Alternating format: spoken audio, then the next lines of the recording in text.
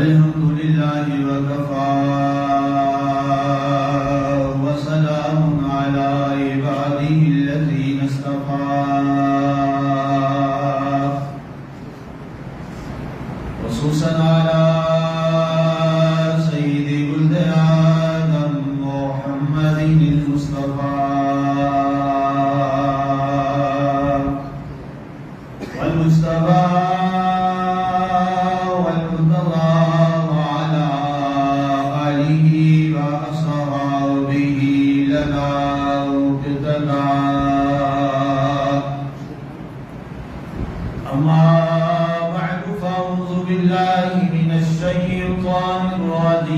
بسم الله الرحمن الرحيم يا أيها الذين آمنوا اذكروا الله ذكرا كثيرا وسبحوه بكرة وأصيلا صدق الله العظيم وبلغنا رسوله النبي الكريم المكين الرؤوف الرحيم ونحن على ذلك لمن الشاهدين والشاكرين والحمد لله رب العالمين ما إن مدحت محمدا بمقالتي ولكن مدحت مقالتي بمحمد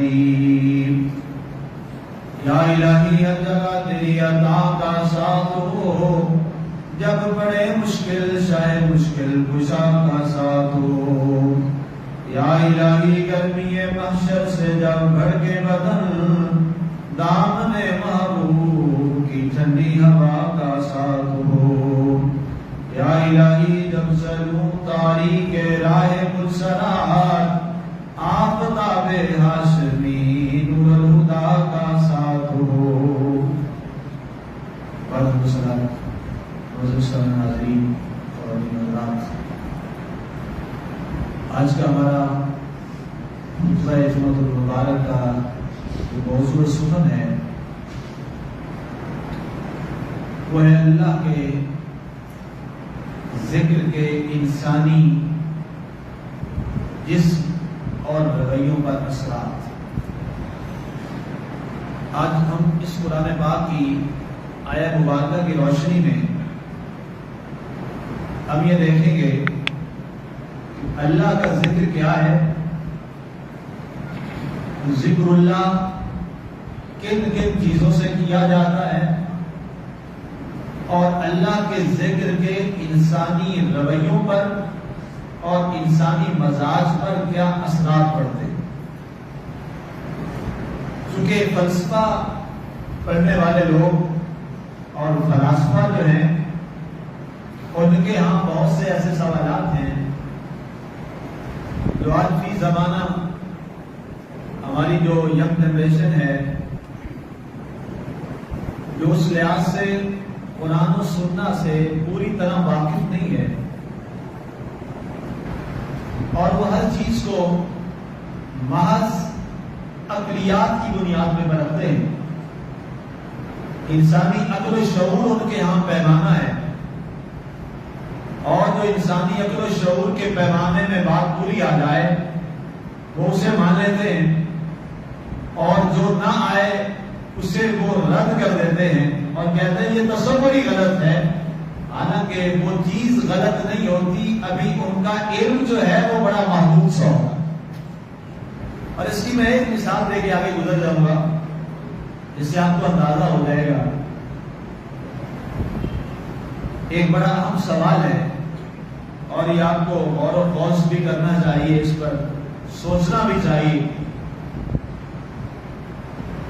کہ انسان اگر جب پیشاب کرتا ہے، بول کرتا ہے، براز کرتا ہے، تو صرف اس کا وضو ٹوٹتا ہے اور اس کو صرف وضو کرنا پڑتا ہے، اور اسی راستے سے اگر منی خارج ہوتی ہے تو اس پر غسل فرض ہوتا ہے۔ عقل تو پھر یہ کہنی چاہیے کہ نہیں، وہاں بھی غسل نہیں، وہاں بھی وضو صرف فرض ہونا چاہیے، لیکن وہاں وضو نہیں، وہاں کیا ہوتا ہے؟ غسل فرض ہے۔ اور یہاں پر صرف وضو ہے، جب پیشاب کرتے ہیں تو صرف وضو دوبارہ کرنا پڑتا ہے، غسل دوبارہ نہیں کرنا پڑتا. تو بتائیے یہاں ہم عقل کے پیچھے چلیں گے یا جو ہمیں قرآن و سننا نے بتایا ہے اس کے پیچھے چلیں گے؟ قرآن و سننا. لیکن عقل یہی کہتی ہے، عقلی طور پہ اگر دیکھا جائے تو عقل یہی کہتی ہے کہ پیشاب پہ غسل نہیں ہے، اس پر غسل واجب ہو گیا ہے. یہ کیا ہوا ہے؟ اس پر علامہ صاحب نے کیا کہا ہے؟ علامہ اقبال رحمۃ اللہ تعالی علیہ آپ فرماتے ہیں عقل قربان قرب پیش مصطفیٰ صلی اللہ علیہ وسلم. جہاں دربار رسالت کی بات آ جائے، جہاں دربار الوہیت کی بات آ جائے اور جہاں آداب مصطفیٰ کی بات آ جائے، وہاں عقل کے گھوڑے چھوڑ دو، آقا کے دربار میں اپنی عقل کو قربان کرو. ہاں جی. اور پھر اس میں لکھا انہوں نے اقبال نے بہت کچھ لکھا آگے. عقل یار ہے سو بیس بنا لیتی ہے، اس بیچارہ نہ قاضی نہ ملا نہ ظاہر. فرمایا عقل بڑی عیار ہے، بڑی مکار ہے، 100 بیس بدل لیتی ہے اور حالات جیسے ہوتے ہیں بدل جاتی ہے. لیکن عشق جو ہے وہ ساری چیزوں سے بالا تر ہو کر صرف تصور یار کو لا رہا، اس کے سامنے باقی ساری چیزیں واپس چلی جاتی ہیں. یہ میں نے ایک مثال دی ہے اور آپ مثال سمجھ گئے ہوں گے. اگر میں اور بھی بہت ساری مثالیں دینا شروع کروں تو آپ کو بہت ساری ایسی چیزیں مل جائیں گی کہ جہاں پر انسان کی عقل کچھ کہتی ہے لیکن قرآن کچھ کہتا ہے. ہم نے کیا کرنا ہے؟ ہم نے قرآن پہ عمل کرنا ہے. اچھا پھر وہی ہمارے نوجوان یہ سوال کرتے کہ جی یہ کیا ہوا، آپ نے یہ کیا بات کر دی؟ جب آپ یہ کہتے ہیں کہ دین فطری دین ہے تو پھر آپ نے یہ بات کیسے کر لی؟ یہ عقل کے معیار پہ پوری کیوں نہیں اتری؟ تو یاد رکھیے گا دنیا میں جتنے بھی انسانی ذہن ہیں کیا وہ محدود ہے یا لامحدود؟ جی لمیٹڈ ہے. جس کا جتنا بھی ذہن ہو، چاہے نیوٹن ہو یا پیوٹن ہو، جو بھی ہو، چاہے رازی ہو یا ابن سینا ہو، جو بھی ہو، تمام فلاسفہ، تمام مناطقہ اور تمام سائنٹسٹ دنیا کے اندر جتنے بھی جتنی ترقی کرتے چلے جائیں اور آج جو ترقی ہو چکی ہے اور اس سے آگے جائے 1000 گنا بھی زیادہ ترقی ہو جائے تو آج تک کوئی یہ دعویٰ نہیں کر سکا کہ انسانی ذہن جو ہے یہ لامحدود ہے اور اس کی حد نہیں ہے. تمام نے یہ بات طے کی ہے اور مانا ہے ایک حد ہے انسانی دماغ کی، اس کے بعد انسانی دماغ کام کرنا چھوڑ جاتا ہے. تو بتائیے جو مالک کی ذات ہے وہ محدود ہے یا لامحدود ہے؟ وہ لامحدود ہے. تو بتائیے محدود لامحدود کا ادراک کیسے کر سکتے؟ یہ تو اللہ اور بندے کی بات آ گئی. میں اس سے اور آپ کو نیچے لے آتا ہوں. صحابہ کرام رضوان اللہ تعالی علیہم اجمعین، ان میں سے 2 ایسی شخصیات ہیں، خلیفہ اول اور خلیفہ رابع، جناب سیدنا صدیق اکبر رضی اللہ تعالیٰ عنہ. یہ بڑے مزاج شناس تھے میرے آقا، بڑے مزاج شناس تھے. آپ آقا کی محفل پاک میں آتے تو آپ فوری طور پر جو ہی دیدار مصطفیٰ کرتے تھے تو آقا کا مزاج پڑھ لیتے تھے کہ آج مزاج یار کیا. اور دوسری شخصیت اور سب سے زیادہ وقت آپ نے گزارا جناب سیدنا صدیق اکبر رضی اللہ تعالیٰ عنہ نے آقا کی معیت میں، آقا کے ساتھ میں اور صحبت رسول میں. اور دوسری شخصیت جناب سیدنا علی مرتضی شیر خدا رضی اللہ تعالیٰ عنہ ہیں. یہ وہ تھے جو باہر بھی ہوتے تھے، گھر میں بھی ہوتے تھے، سفر میں بھی ہوتے تھے، حضر میں بھی ہوتے تھے، اور مزاج یار کو سب سے زیادہ سمجھنے والے تھے. آقا کریم علیہ السلام نے ان میں سے یار بار اور یار مزار جناب سیدنا صدیق اکبر رضی اللہ تعالی عنہ کو بلایا اور فرمایا اے ابو بکر لا تعرفنی حقیقتی غیر ربی. یہ مت سمجھنا کہ میں سفر میں بھی آقا کے ساتھ رہا، حضر میں بھی آقا کے ساتھ رہا، گھر میں بھی، باہر بھی، جنگوں میں بھی، تدریس میں بھی، مسجد میں بھی، ہر جگہ پر آقا کے ساتھ رہا، غاروں میں بھی آقا کے ساتھ رہا. تو یہ مت گمان کرنا کہ تو نے حقیقت محمدی کو پہچان لیا ہے. میرے رب کے علاوہ حقیقت مصطفیٰ کو پہچان ہی نہیں. تو آقا کو ہم اللہ تو نہیں سمجھتے، اللہ کا معمول سمجھتے ہیں, اللہ کا رسول سمجھتے ہیں. الحمدللہ ہم عقیدہ توحید کے سب سے بڑے داعی ہیں.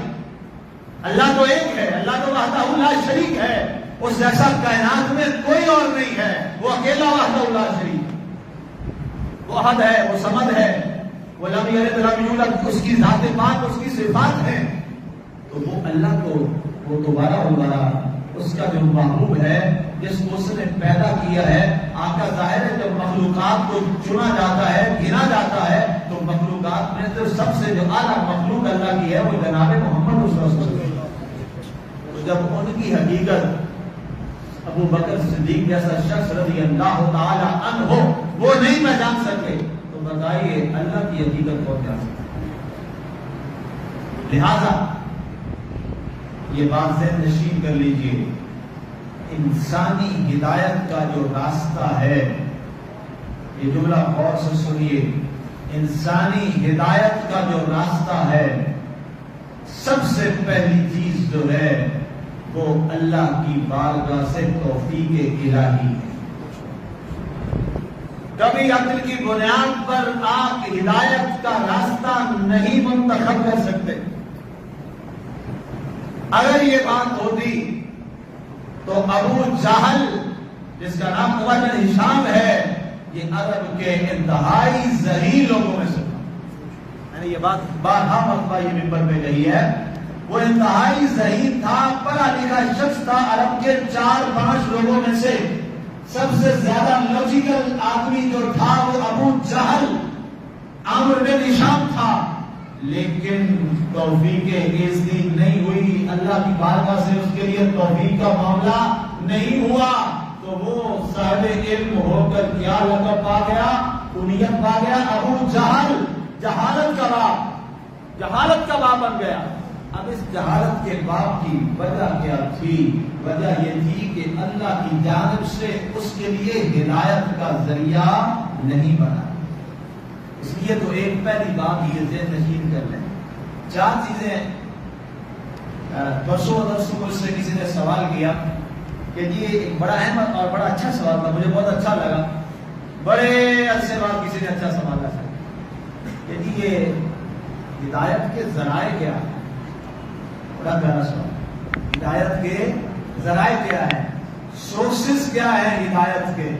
انسان دنیا میں یار بندہ رہتا ہے نا, وہ کہتا ہے میں رزق کمانا ہے, تو یار اچھا رزق کمانے کے سورس کیا ہے, اچھا میں نے فلاں سے ملنا ہے, اس کا سورس کیا ہے, اس کا ذریعہ کیا ہے, میں نے فلاں منزل پہ جانا ہے, سورس کیا ہے, گاڑی, bike, motor bike, by air کیسے جانا پڑے گا, بائی ٹرین, کیا ذریعہ ہے.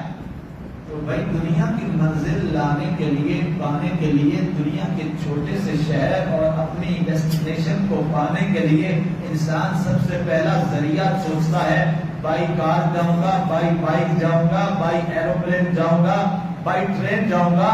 تو بھائی جب دنیا کے چھوٹے سے منزل والے راستے پر چلنے کے لیے آپ کو سورس اور ذریعہ چاہیے, تو بتائیے ہدایت حاصل کرنے کے لیے کوئی ذریعہ نہیں چاہیے.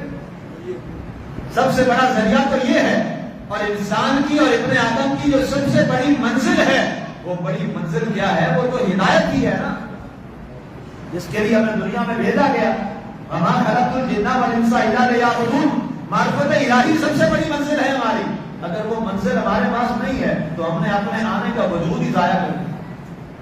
تو یاد رکھیے 4 چیزیں ہیں جو ہدایت کا ذریعہ ہے, جو سورس ہے ہدایت کے, جو سورس ہیں آپ کے ٹوٹ پاتھ کے, صراط مستقیم کے 4 ذرائع.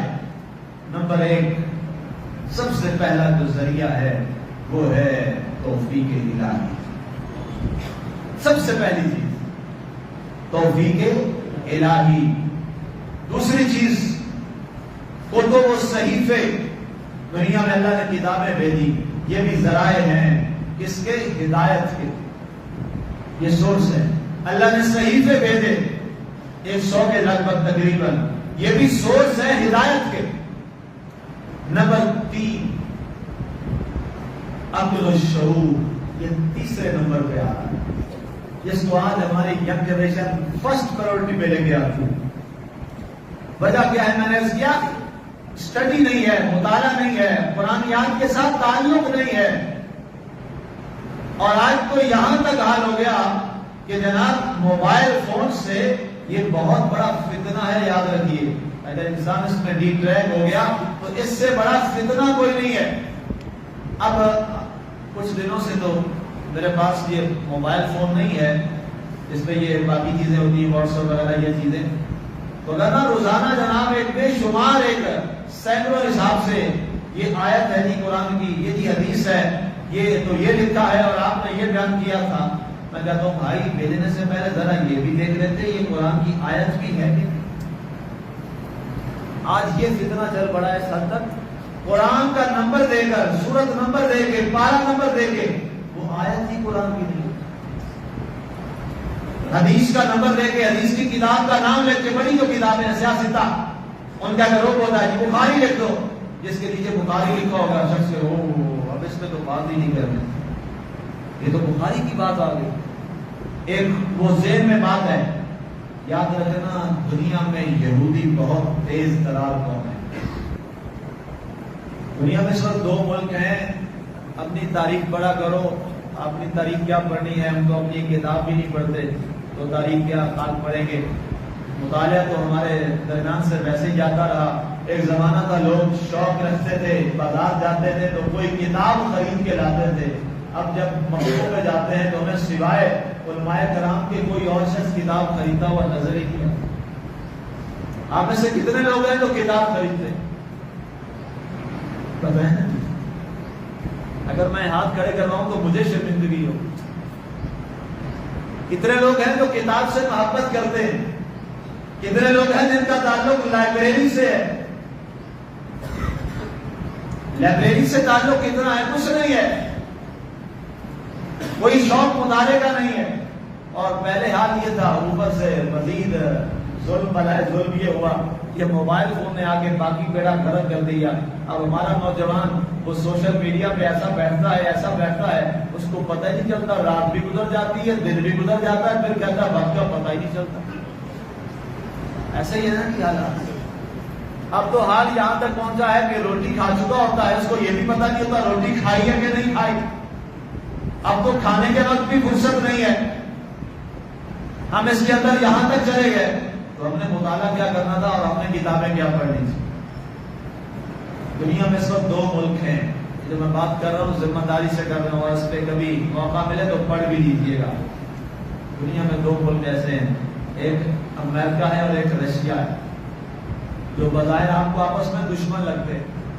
آپ کو یہی دکھاتے ہیں بڑے دشمن ہیں، لیکن ایک یہودیوں کا اللہ کار ہے، ایک عیسائیوں کا اللہ کار. میرا جملہ دوبارہ سن لیجیے اور اس کو جا کے پڑھیے گا. دو ملک ہیں رشیا اور امریکہ، جو اپنے آپ کو ہمیشہ اپنا آپس ایک دوسرے کا دشمن ظاہر کرتے ہیں کہ جی ہم ایک دوسرے سے بہت دور ہیں لیکن آپس میں بہت قریب ہیں. اور ان میں سے ایک یہودیوں کا اعلیٰ کار ہے، دوسرا عیسائیوں کا اعلیٰ کار ہے. اور دونوں کا اعلیٰ کار بن کے کس کے ساتھ فریب کر رہا ہے؟ مسلمان کے ساتھ کر رہا ہے. اور قربان جاؤں میں مسلمان کے شعور و عقل پہ وہ دونوں کے نعرے لگا رہا ہے، وہ دونوں کے نعرے لگا رہا ہے. امریکہ نے کیا کیا جی ہمارے ساتھ؟ اس نے کہا جی ہمیں تو مسلمانوں سے محبت ہی بڑی ہے، اور اس محبت کے روپ میں اس نے سارا کلچر آہستہ آہستہ آہستہ ہمارے اندر ڈال دیا. اور اس کلچر میں ڈالنے میں وہ پوری طرح اب کامیاب ہو گیا ہے اور 100% وہ کامیاب ہو چکا. اور رشیا جو ہے اس نے کہا کہ ان کے یہاں جو سب سے بڑی خطرناک چیز ہے وہ ان کا عقیدہ ہے. لیکن وہ ڈویژن کیسی کرتے ہیں؟ ان کے یہاں پورے تھنک ٹینک ہیں، وہ سوچتے رہتے ہیں. اور کبھی غور کیجئے آپ، یہ تلخ حقائق ہیں اور یہ حقیقتیں ہیں، یہ سوچا کیجئے. عیسائی اور یہودی کا جو مذہبی رہنما ہے وہ کیا اس کو انہوں نے نام دیا ہوا ہے؟ لارڈ. کیا نام ہے جی اس کا؟ لارڈ. لارڈ کیا ہے؟ that stand by far as a father and head of the state. وہ ریاست کا سربراہ ہوتا ہے. جو ریاست کا سربراہ ہے نا، اس کا بھی جو سربراہ ہوتا ہے وہ کون ہوتا ہے؟ وہ لارڈ ہوتا ہے. اور آپ کا جو امام ہوتا ہے، اس کو انہوں نے نام ملا دیا تھا. یاد ہے جی؟ ہسٹری پڑھیے گا.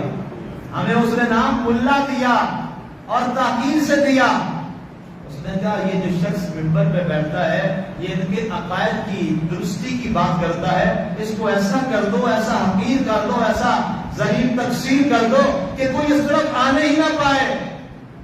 اور ان کا جو اپنا مذہبی شخص تھا اس کا نام کیا رکھا؟ لارڈ. اور دنیا کے اندر سب سے زیادہ ریسپیکٹیبل جو نام ان کے ہیں وہ کیا ہے؟ لارڈ. امریکہ اس وقت دنیا کی سپر پاور ہے. اس کا جب صدر آتا ہے اس سے پتہ ہے حلف کون لیتا ہے؟ ابھی غور کیا؟ ابھی جو بائیڈن ہے اس سے حلف کس نے لیا تھا اور کہاں پہ حلف ہوا تھا؟ اس سے حلف لارڈ نے لیا تھا، ان کے مذہبی رہنما نے لیا تھا. اور ہمارے حلف کہاں ہوتے؟ اب سوچیے، یہ تلخ حقائق ہیں. مسلمانوں بیدار ہو جاؤ. ہم بہت حقائق سے دور ہیں. اب دو چیزیں میں نے عرض کی. امریکہ آپ کی ثقافت، آپ کے کلچر پہ اٹیک کرتا ہے اور رشیا آپ کے عقائد پہ اٹیک کرتا ہے، آپ کے عقائد کو جھنجھوڑتا ہے.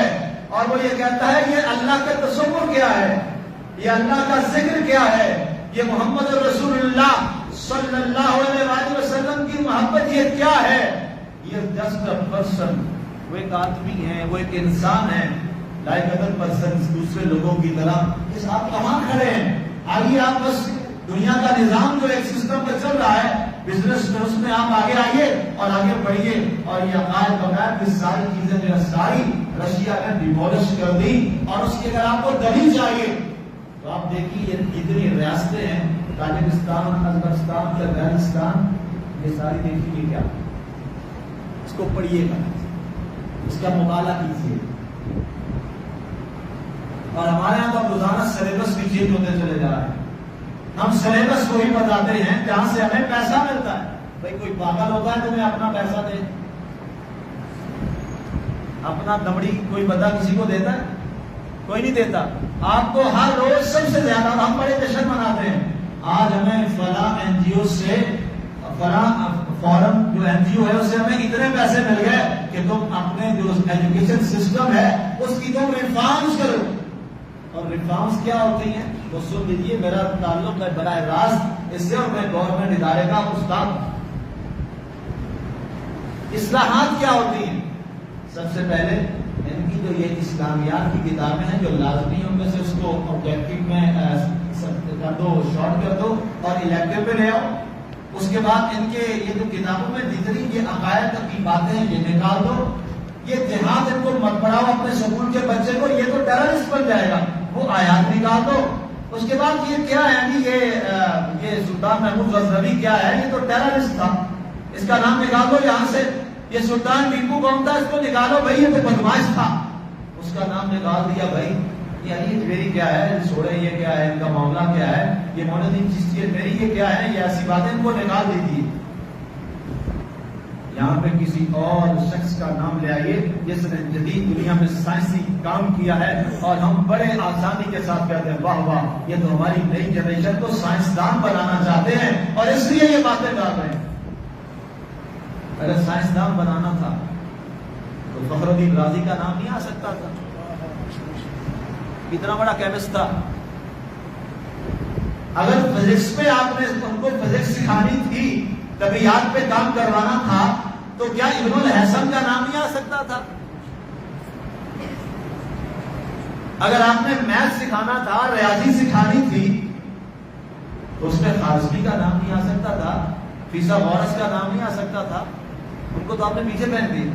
آپ اپنے لوگ لے آئے اور آپ کے پاکستان میں نوبیل پرائز صرف ایک شخص کو ملا ہے. پتہ ہے آپ کو؟ ایک شخص کو ملا ہے، عبدالسلام کو. ٹھیک ہے، وہ کون تھا جانتے ہیں آپ؟ وہ قادیانی تھا. اور بائی ڈکلیئر وہ خود کہتا تھا، یہ نہیں کہ تم نے کہا دیا، خود وہ قادیانی لکھتا تھا، اس کا آئی ڈی کارڈ قادیانی تھا. اور رہنے والا کہاں کا تھا؟ رغوے کا، جھنگ میں، یا ان کا مرکز ہے۔ کریم خان جیسے، آپ کریم خان کے بارے میں آپ کا کیا خیال ہے؟ اچھا سائنسدان تھا یا جاہل آدمی تھا؟ کیا خیال ہے آپ؟ کتنا وہ عظیم آدمی تھا، عظیم انسان تھا، اس کے ساتھ کیا ہوا آپ سارے بخوبی آگاہ ہیں۔ اس کو نوبل پرائز نہیں ملا، نہ کبھی ملے گا کسی مسلم کو۔ وہ نہیں چاہتے کہ مسلمان اپنے ماضی کی جانب لوٹ آئے، اس لیے مسلمانوں بیدار ہونے کی ضرورت ہے۔ اب دو ممالک، ایک آپ کے عقائد سے کھیل کرتا ہے، کھلواڑ کرتا ہے، ایک آپ کی ثقافت اور کلچر پہ اٹیک کرتا ہے، اور ہم دونوں کا شکار ہیں۔ ایسے ماحول میں آپ کہیں گے جی مفتی صاحب آپ نے باتیں تو بتا دی، اس کا کوئی ہمیں حل بھی تو بتائیے نا، ہم کریں کیا، ہم کیسے اس نرغے سے بچ سکے؟ تو بھائی الحمدللہ ہم اس اسلام کے ماننے والے ہیں جس نے غیروں کے معاملات درست کیے ہیں، وہ اپنوں کے ٹھیک کیوں نہیں کر سکتا؟ اس کا سب سے پہلا جو حل ہے، جو بنیادی چیز ہے، وہ کیا ہے؟ اس سے پہلے وہ 4 ذریعے میں بتا دوں، 3 بتا دیے تھے میں نے۔ نمبر 1 توفیق الہی، نمبر 2 کتابیں اور صحیفے، نمبر 3 عقل و شعور، اور نمبر 4 نبیوں اور رسولوں، صحابہ، اہل بیت، اولیاء کاملین، صالحین کی سیرت و کردار۔ یہ 4 ذرائع ہیں کہ یاد رکھیے گا۔ اب واپس آئی جو میں نے بات ابھی آپ سے کی کہ سارے مسائل کا حل کیا ہے۔ آپ کے ذہن میں بات تو ہے کہ جناب بات تو ٹھیک ہے، حقائق ہیں، درست ہے، مانتے ہیں، لیکن اس کا حل کیا ہے؟ آخر ہم کدھر جائیں؟ ہم مسلمان کیا کریں؟ اپنی بساط میں ہم کیا کریں؟ ہمارے بڑے اگر نہیں آ رہے تو ہم کیا کریں؟ ہم انفرادی طور پہ کیا کر سکتے ہیں؟ اگر ہم اپنے آپ کو ٹھیک کرنا چاہیں تو سورہ احزاب کی آیت مبارکہ نمبر 41 میں نے پڑھی، رب ذوالجلال نے فرمایا تمام چیزوں کا حل کیا ہے؟ یا ایھا الذین آمنوا اذکروا اللہ ذکرا کثیرا، اے ایمان والو اللہ کے ساتھ رشتہ قائم کر لو، ذکر زیادہ اس کا کرو، اللہ اس ذکر کی برکت سے تمہارے تمام مسائل کو حل فرما دے گا۔ نعرہ تکبیر، نعرہ رسالت، نعرہ تحقیق، نعرہ حیدری۔ اب یہ ذکر کیا ہے؟ یہ ذکر کیا ہے؟ نقشبندیوں کے بابے حضرت مجدد افسانی سے پوچھ رہے تھے، حضور یہ ذکر کیا ہے؟ آپ نے بڑا واضح جملہ فرمایا، آپ نے فرمایا رفع الغفلۃ فہو ذکر اللہ، فرمایا غفلت اور سستی کو چھوڑ دینا یہ اللہ کا ذکر ہے، اور فرمایا جب انسان غفلت میں پڑ جاتا ہے وہ ذکر سے دور ہو جاتا ہے، فرمایا بندہ مومن کا ہر لمحہ، ہر گھڑی وہ غفلت میں نہیں ہے بلکہ وہ مسلسل کام میں ہے، مسلسل محنت میں ہے، اور جب وہ غفلت سے دور ہوتا ہے اور اپنے آپ کو اللہ کے ذکر میں ڈال لیتا ہے، فرمایا مبارک ہو، اللہ سارے مسائل کا حل اس کی تحریر پہ فرما دے گا۔ یہ ہے غفلت کو دور کرنا۔ اور آپ نے ایک واقعہ لکھا، فرمایا میں مینا کے پاس موجود تھا، ایک شخص کو میں نے دیکھا وہ 70,000 درہم کا کاروبار کر رہا ہے۔ میں بڑا حیران ہوا، یہ شخص مینا میں ہے اور یہاں پر بھی یہ درہم و دینار کما رہا ہے۔ تو اچانک میں نے اللہ سے تعلق جوڑا، ظاہر و عظیم شخصیت تھے، اور میں نے دیکھا تو کیا دیکھتا ہوں کہ وہ 7ویں آسمان پر اس کی روح پرواز کر رہی ہے اللہ کے دربار۔ اللہ کے قرب میں کہتے اس کے بعد میں گیا طواف کعبہ پہ اور وہاں دیکھا شخص کعبے کا طواف کر رہا ہے، لیکن اس پہ توجہ کی تو وہ شخص کعبے کا طواف تو کر رہا ہے لیکن اللہ کے جلووں سے کوسوں دور ہے، اس لیے کہ اس کے من کی دنیا جو تھی وہ اللہ کے ذکر سے روشن نہیں تھی۔ یہ بڑی بہت طلب بات ہے۔ اور جو کیونکہ میں نے فلسفہ کی بات کی، ایک آدھے میں ختم کروں، یہ حضرت شبلی رحمۃ اللہ تعالیٰ علیہ بہت بڑے اللہ کے ولی تھے اور سلسلہ قادریہ کے بہت بڑے بزرگ ہیں، اور وہ علی سینا ان کا زمانہ ایک تھا۔ ایک دن آپ اپنی محفل لگا کے بیٹھے تھے، اللہ والوں کا مزاج بڑا اوسا ہوتا ہے، یہ انسانوں کے مزاج کے مطابق جواب سوال کیا کرتے ہیں۔ آپ فرما رہے تھے کہ اللہ کا ذکر کیا کرو اور اللہ کا نام لیتے رہا کرو، اللہ اس نام کا اثر تمہارے دلوں میں اتار دے۔ وہ علی سینا آیا، وہ فلسفی آدمی تھا، اس نے کہا یہ آپ نے کیسی بات کر دی، کبھی اس طرح بھی اثرات ہوتے ہیں، میں تو اس کو نہیں مانتا۔ آپ خاموش رہے، آپ نے فرمایا بیٹھ کے بات سن لو۔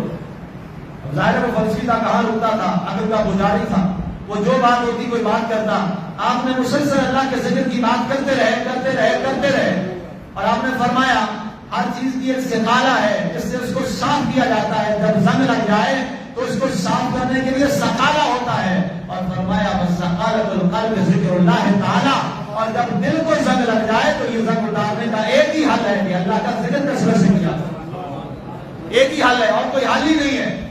جب یہ بات آئی تو وہ بڑا غصے، اس نے کہا کہ آپ یہ بات جو کرتے ہیں یہ کہاں یا تو تسلیم کرتی، ایک بندہ ہے وہ نام لے رہا ہے اور اس سے اس کا دل صاف ہو جائے اور اثرات پڑ جائیں۔ آپ نے سارا خطبہ جب مکمل کر لیا تو آپ نے فرمایا میں تو تجھے سمجھتا تھا تو بڑا فلسفی ہے، تو گدھا ہی نکلا۔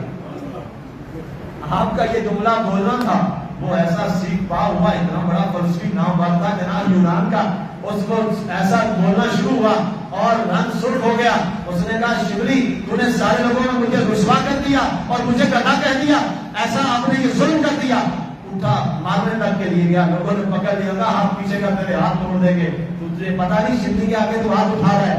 آپ مسکراتے رہے، وہ لڑتا رہا، وہ آپ مسکراتے رہے، وہ بولتا رہا۔ اللہ والوں کا اندازہ تبلیغ دیکھیے، جب کچھ واپس آیا اپنی کنڈیشن میں، آپ نے فرمایا تجھے کیا ہوا؟ تو اور مجھ سے ہوا، کہتا یار ہاتھوں کی میری انسلٹ کر دی، اور پھر پوچھ رہے تجھے کیا ہوا؟ کہا جو آپ نے یہ مکروہ لفظ بولا، گندا لفظ بولا میرے اوپر گدھے کا، تو آپ مجھ سے ہوا کیا؟ آپ نے کہا واہ تیرے سوال کا جواب تیری بات میں ہی آ گیا، اور ایک گدھا جانور ہے اس کا میں نے نام لیا تو تجھ پہ یہ اثر ہو گیا، رب کا نام لو تو اس کا کیا اثر ہوگا؟ علی مقبس نہیں، یہ میں نے واقعہ صرف اس لیے کوٹ کیا ہے جو آج ہمارا ینگسٹر جو ہے نا وہ عقل کا پجاری ہے، اس کو بھائی یہ جملہ بولو، اس لفظ کا اثر آ جاتا ہے انسانی وجود پر، تو مالک کے نام کا اثر نہیں آئے گا انسانی طبیعت پر، اس کے اثرات نہیں آئیں گے۔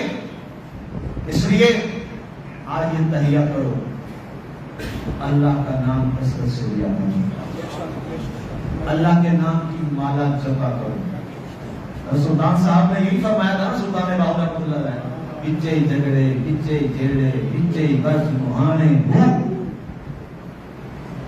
سانو مرشد ہی ہو سبق پڑھایا ہو، ایک ہی سبق ہے مرشد کا، ہم سب کے جتنے مرشد ہیں سب کا مرشد ایک ہے غوث پاک، اور غوث پاک کا مرشد ہے علی پاک، اور علی پاک کا مرشد پاک ہے محمد رسول اللہ صلی اللہ علیہ وسلم۔ نعرہ تکبیر، نعرہ رسالت، نعرہ تحقیق، نعرہ حیدری۔ علی مقبس سامعین، وہ ہم سب کا جو مرشد اعظم رسول اللہ صلی اللہ علیہ وسلم کی ذات پاک ہے، انہوں نے بھی ہمیں یہی سبق دیا ہے کہ آؤ اللہ کا ذکر کرو، آؤ اللہ کا نام لو، اور آؤ اللہ کے اسم مبارک سے محبت کرو، اور اللہ کا جب اسم مبارک لوگے اور بھائی دنیا کے ایک ناپاک جانور کا نام لیں، وہ اپنا اثر رکھتا ہے، تو اللہ کا نام لو، پاک نام ہے، وہ کیا اثر چھوڑے گا انسان کی طرف۔ آج ہم صرف، اور ایک آخری حدیث سن لیجئے،